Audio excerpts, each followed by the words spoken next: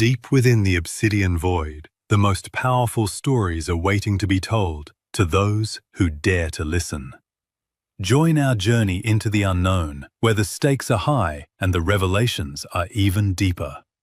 Hit subscribe now and let the void reveal its greatest secrets today. The morning my son handed me a folded piece of paper during his own graduation ceremony, I didn't understand what I was holding.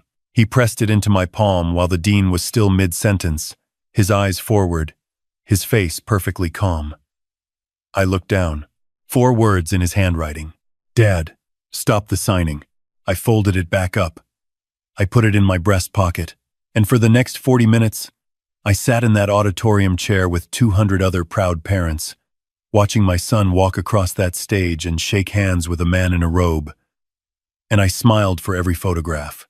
But my mind was already somewhere else entirely. Let me back up. My name is Walter. I'm 63 years old.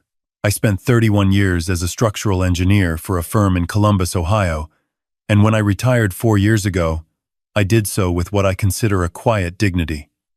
No party, no gold watch, just a handshake, a pension, and the kind of relief that only comes after 3 decades of deadlines. My wife, Carol, passed away 6 years ago from a stroke. Fast, no warning, the kind of loss that doesn't announce itself, just arrives one Tuesday morning and rearranges everything you thought you knew about the future.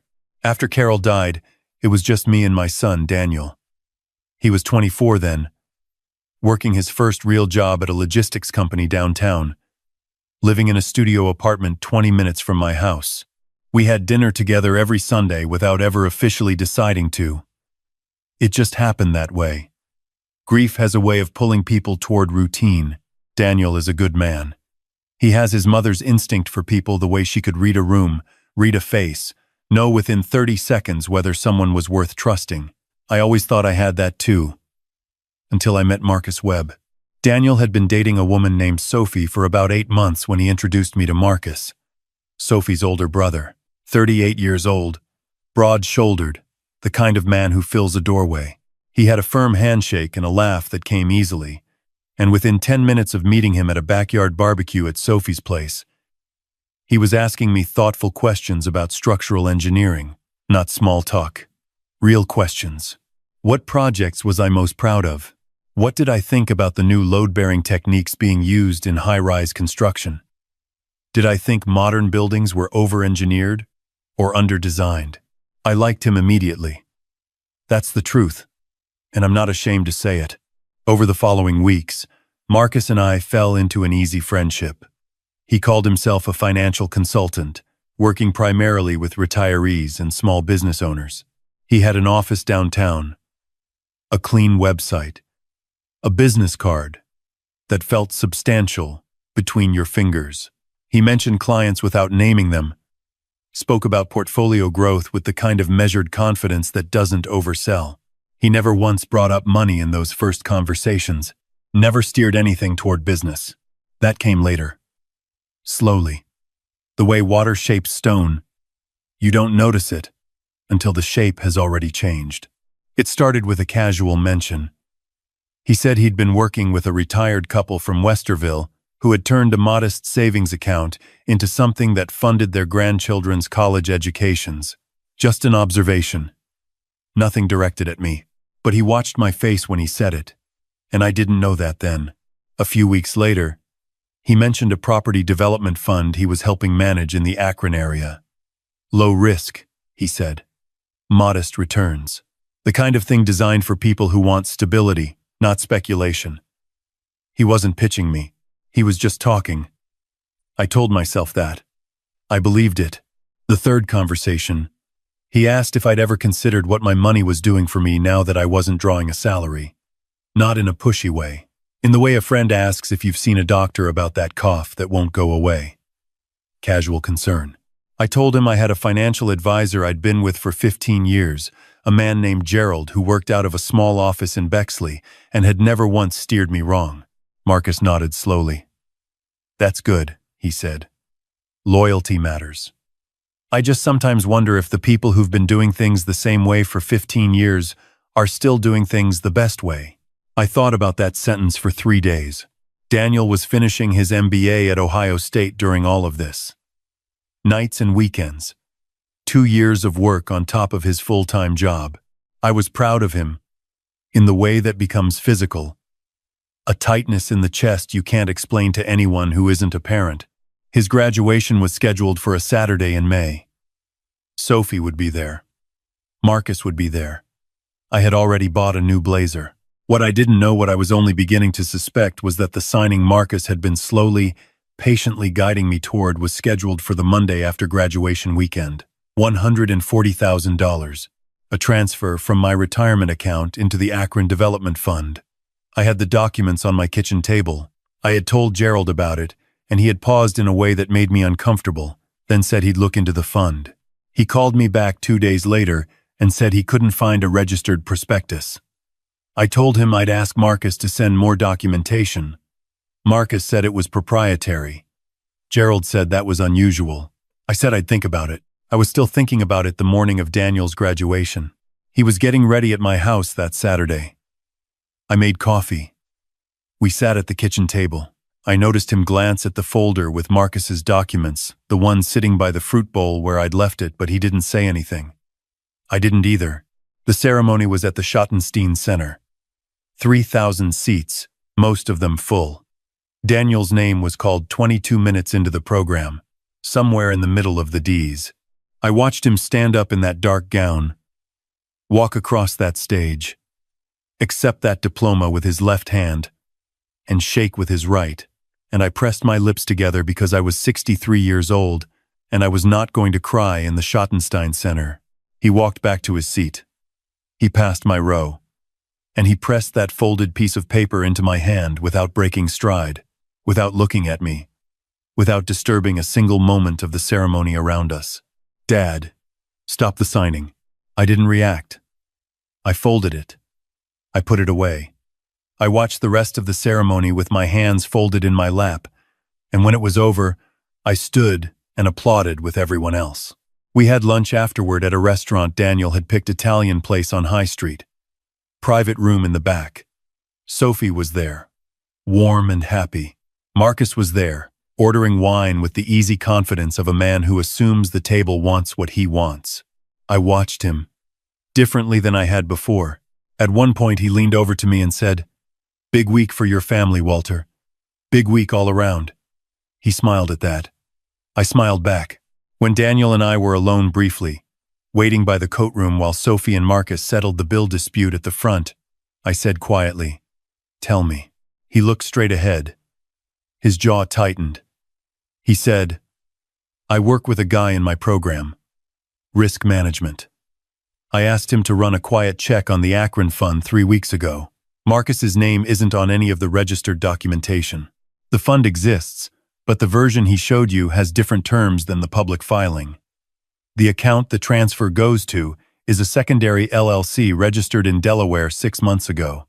I was quiet for a moment. Then I said, "Why didn't you tell me before today?" He was quiet too. Then he said, "Because every time I've tried to tell you something about Marcus, you've defended him. I needed you to read it yourself. I needed you to want to know." That landed the way the truth lands when it's also a question about who you are. I had defended Marcus. 3 times at least. Once to Gerald. Once to my brother on the phone.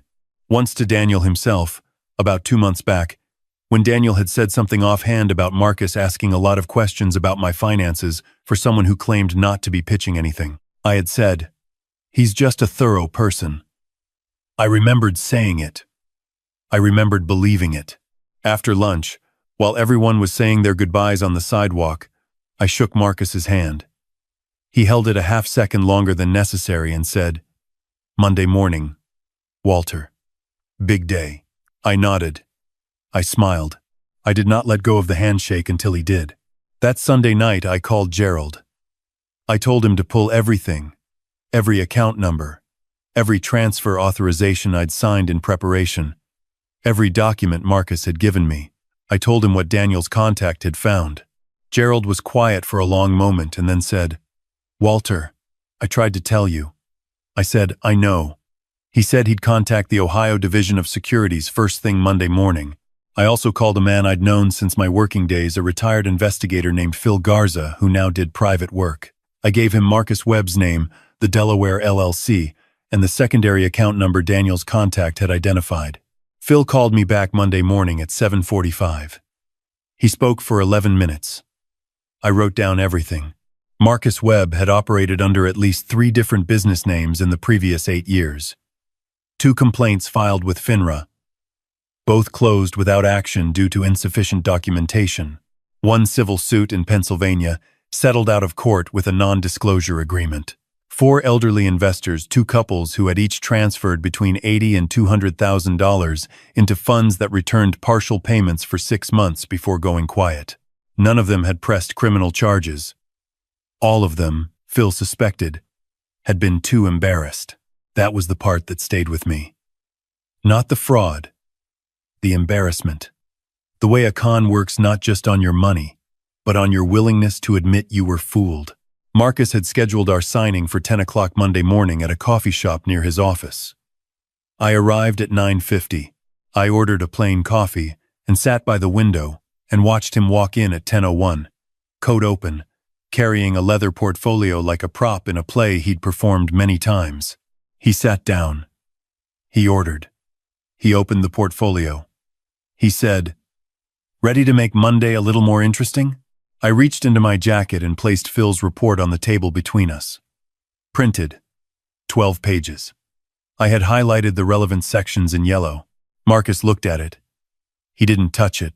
His expression changed in a way I can only describe as a brief, involuntary honesty the face a person makes when they realize the script they prepared is the wrong one for this room.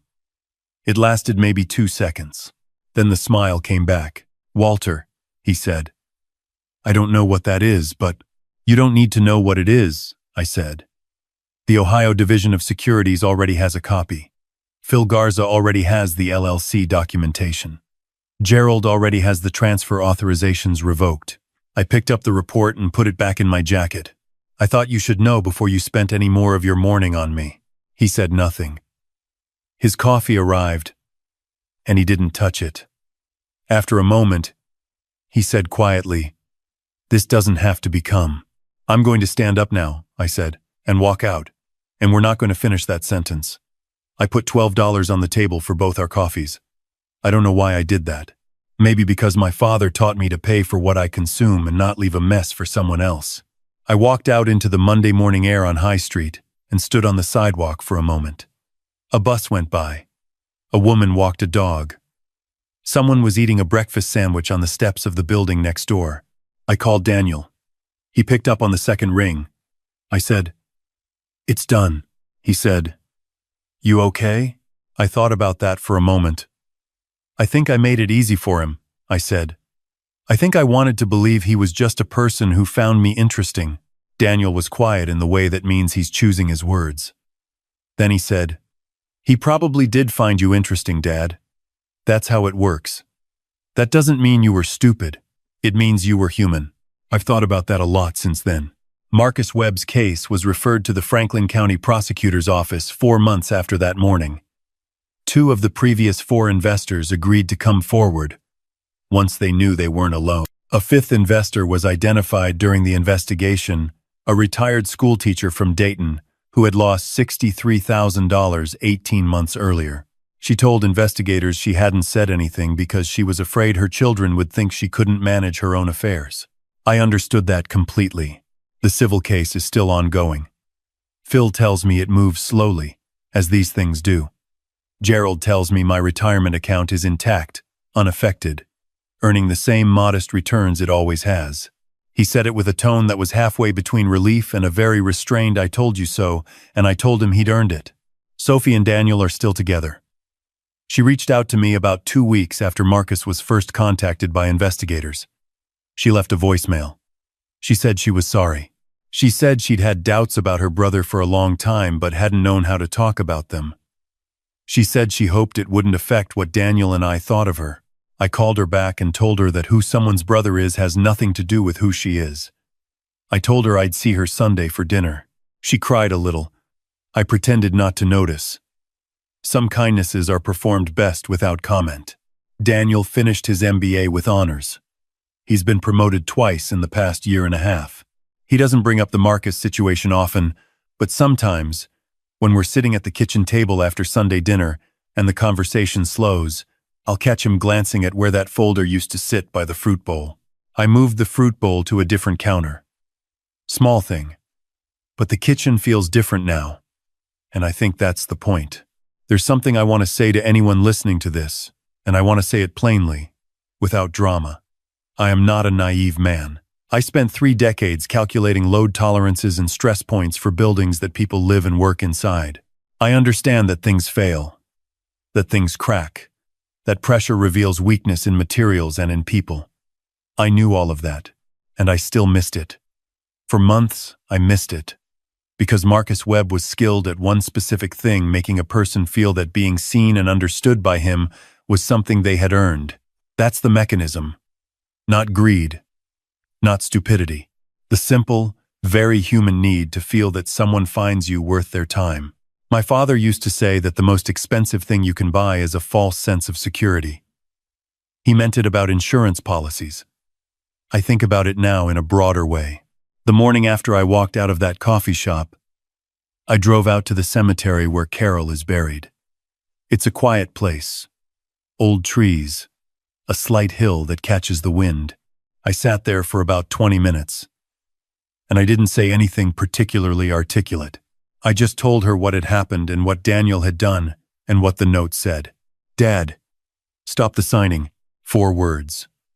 He had been watching, quietly, for months. Waiting for the right moment when I would actually hear it. He knew me well enough to know that hearing it directly, before I was ready, would only make me dig in. So he waited. He did his research. He put the truth in my hand at the exact moment it would land.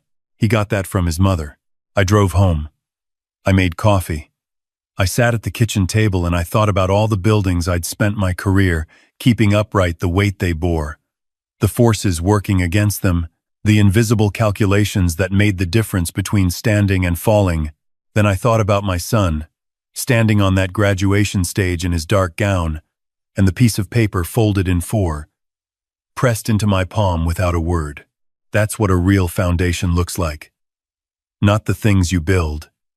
The people who stay honest with you, even when honesty is the harder choice. That's worth more than any fund, any return, any number on any document. That's the whole point.